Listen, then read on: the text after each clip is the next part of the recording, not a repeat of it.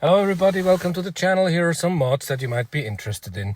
This is our J100, second battery installed over there. Here's the Garmin power switch.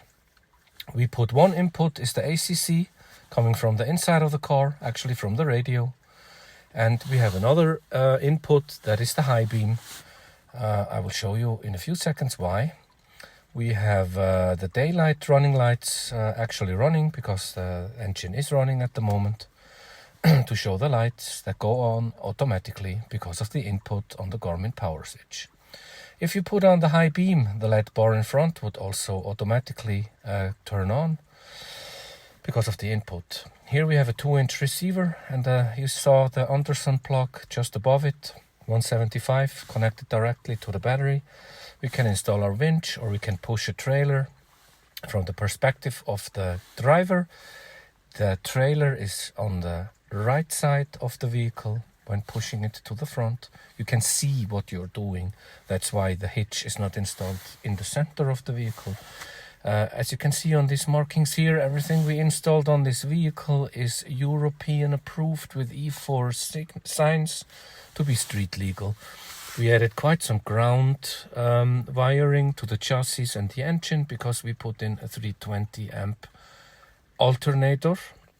Here you can also see the C-Tech charging system that is charging our second battery. You can charge it with the alternator, or we can also add solar panels. We added a second video for that, the 2UZFE engine, 4.7 V8. It is scratched on every corner. We bought it like this. We like it like this. It shows that it has been used. I mean, it is a 22-year-old car. We added some bars on the top of the vehicle. We use it for search and rescue. We have hunting dogs inside at the moment, hence the vent shades, so it doesn't rain into the car when the windows are open. We also added some seat covers to protect the leather.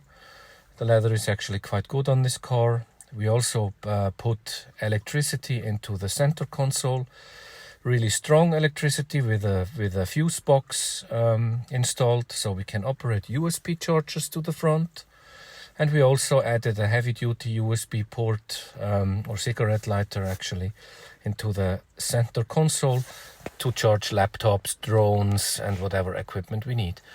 This little OBD2 reader connects directly to the computer of the vehicle, and it tells us how much RPMs we have, how hot the engine is, how far we have driven, and the electricity, the current voltage. It also gives us an alarm if the transmission would go too hot, etc. This Alpine radio was already pre-installed. We used the aux jack to operate this little screen, to have Apple CarPlay, and to be able to navigate or talk to the phone.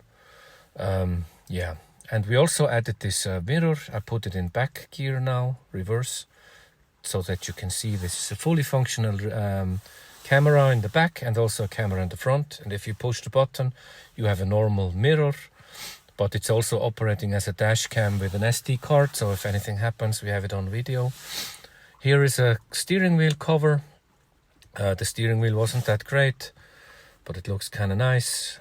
Phone holder and everything for the safety of the vehicle. In the back we installed a 50 amp Anderson plug and a cigarette lighter for the fridge, and you can also see the winch is down there. We can actually connect the winch in the front or in the back of the vehicle. Have the fridge with us all the time, and we only use it as a 3-seat vehicle, so there's a lot of equipment in it. Like I said, because we have rescue dogs, we need a lot of stuff that we carry with us at all the time. Here in the back, another 2-inch receiver to put the winch or whatever equipment, and the 175 amp Anderson plug with really heavy wiring so that we can actually use a winch to pull somebody out, or the front winch to pull us wherever we need to go. Rockinger 6-ton, and a normal connector for 3.5-ton trailers. We did install new pumps, and we also have this LED system in the back so that we have enough light. We can turn the LED off, or also if you close the window the LED will also turn off. But we need this light for all the equipment and the dogs and to get ready, etc. Here you see a bit of the equipment, safety equipment, water, tools, and a lot of stuff in here that belongs to the dogs. And this ladder to sort of be nice to your dogs, and so that they have an easy exit and don't have to jump down from this rather large vehicle. Here in the back you can see the cigarette lighter plug that we have installed connected to this new fuse box. We use it mainly for the fridge.